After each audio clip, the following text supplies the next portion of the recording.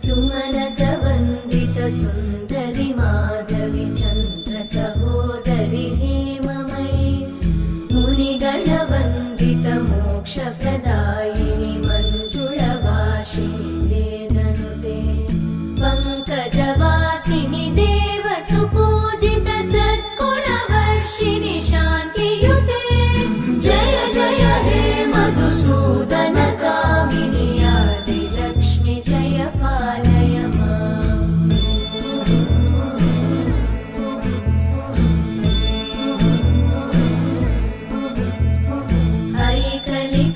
ऐकलिकल्मषनाशिनि कामिनि वैदिकरूपिणि वेदमये क्षीरसमुद्भव